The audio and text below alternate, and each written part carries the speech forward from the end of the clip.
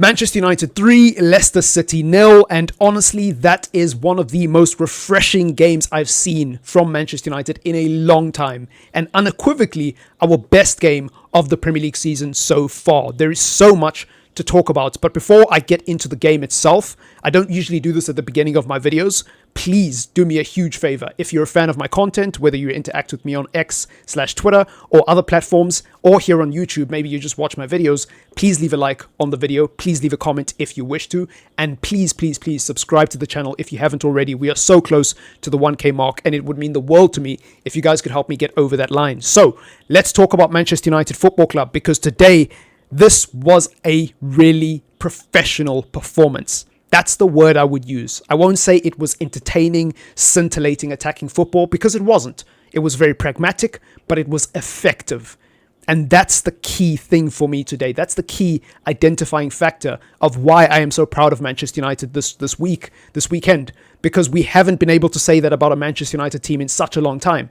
Every week at Old Trafford or away, it seems like Manchester United are erratic. It seems like Manchester United are too direct, especially when they don't need to be. Whether we're 3-0 up or 2-0 down or it's 1-1, we just are direct. Always hoof the ball forward and try to get it from point A to point B as quickly as possible without any regard for how losing the football will help us lose control. Will hinder our ability to control the game. That's what it feels like when I watch Manchester United every week, but today it wasn't the case. I think this game reminds me so much of the Crystal Palace game earlier this season, because I was adamant that Crystal Palace game was our best game of the season, and I still think it is our second best game of the season, obviously behind this afternoon's game, and I'll tell you why.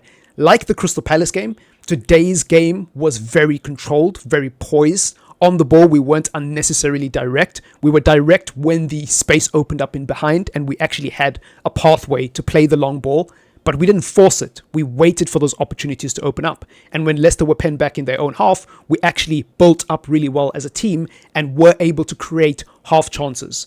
Unlike the Leicester game, we actually converted on our chances today and actually scored 3 goals. Now, obviously, one of them was an own goal, but the other 2 goals were just a delightful bit of individual brilliance. Now, outside of that, I do think that there was some well-worked team opportunities made by the team today in attack. We genuinely progressed the ball up the field really well today, better than we have all season long. Again, I'm not saying it was perfect. I'm not saying that this is how I want to see Manchester United play for the foreseeable future.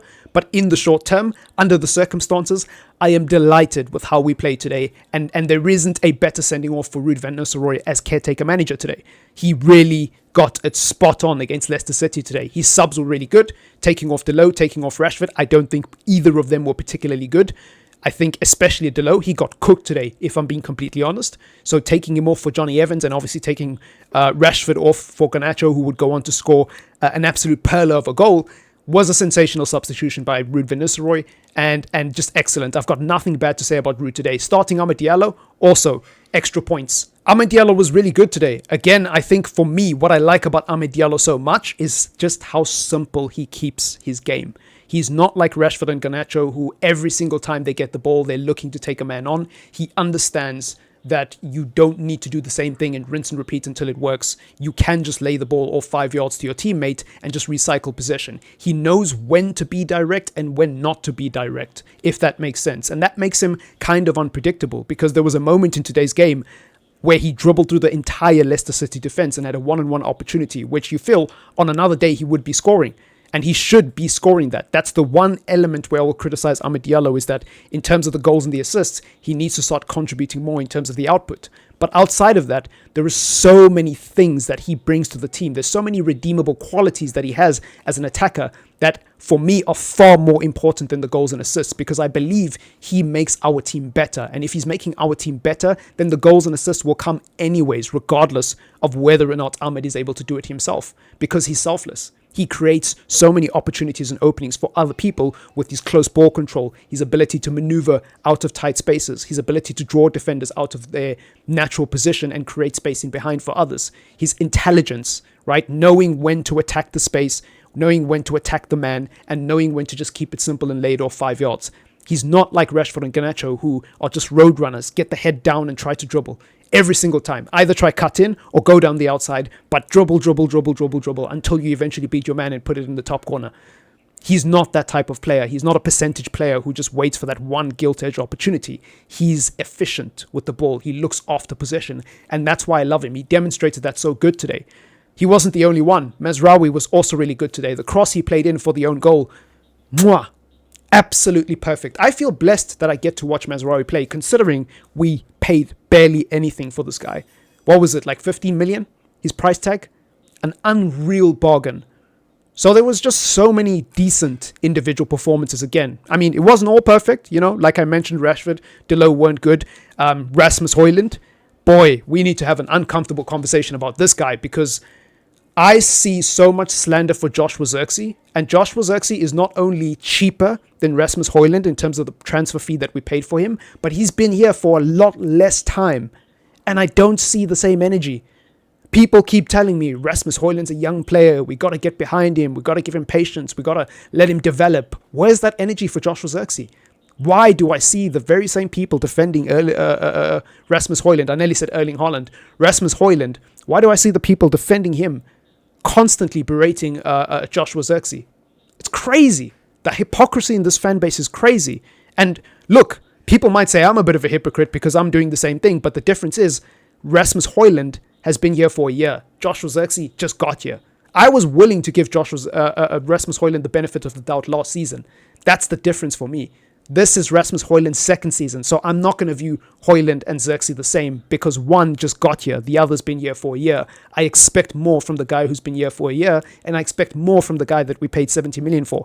I don't expect as much from Joshua Zirkzee, especially because they're different profiles of players. I know what Joshua Zirkzee's skill sets are, so I'm not going to judge a fish on its ability to climb the tree. I am, however, going to judge Rasmus Højlund on the supposed abilities he's meant to bring to the table. He's finishing, he's pacing behind, his ability to wrestle off defenders. These are things that he is supposedly good at, and I want to see him improve at these aspects of the game.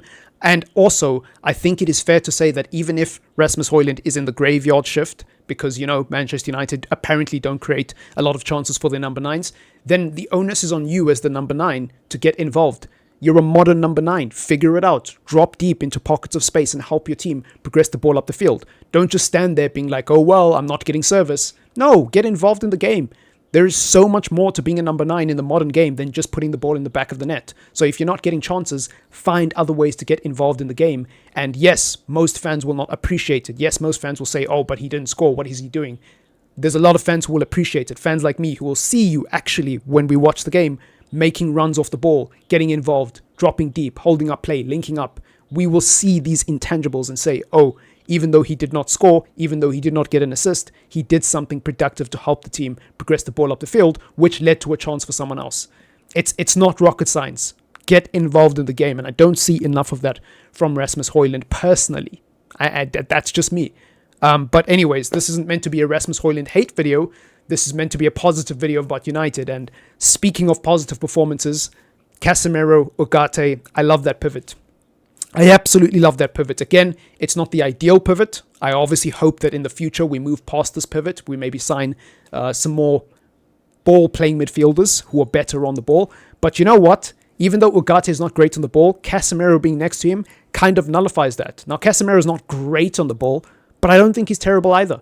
I think Casemiro is decent. I think he can do a job on the ball. And I've thought this for a very long time, by the way. I said this before we even signed Casemiro, that he'll actually surprise people with his ability to play the ball. Because I think what Ugarte is right now, I think that's what people thought Casemiro was when he was coming to Manchester United. And it's not the case at all. The difference in their ability technically is night and day. Again, I'm not saying Casemiro's amazing on the ball. I'm just saying he's much better than Ugarte. He's competent. And you can see it when they play together in the midfield. So Ugarte seems to be a lot more confident when he's next to Casemiro because he knows that once he wins the ball, all he's got to do is play this 5-yard pass to Casemiro and let him deal with trying to find someone better technically on the ball to progress the ball up the field. And whilst Kobbie Mainoo is out, I don't mind this midfield pivot at all. I think it actually works quite well.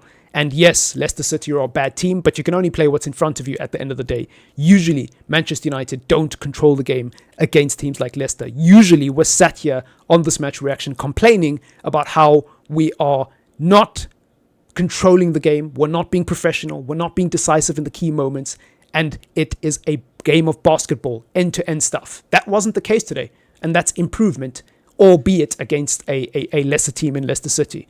So yeah, man, I've got nothing but gratitude for Ruud van Nistelrooy, because I did not expect us to go 4 games unbeaten in his stint as caretaker manager. Genuinely, hand on heart, I thought it was going to be ugly. I thought things were going to either stay the same or get just a little bit worse. And here we are. You know, he's kind of steadied the ship. And judging by the body language of the players today, he's made a lot of these players a lot more relaxed. A lot of them seem a lot less erratic on the ball. Like I said, a lot more controlled, a lot more poised. That's all I can ask for from an interim manager, is to steady the ship. And Ruud van Nistelrooy did that exceptionally well.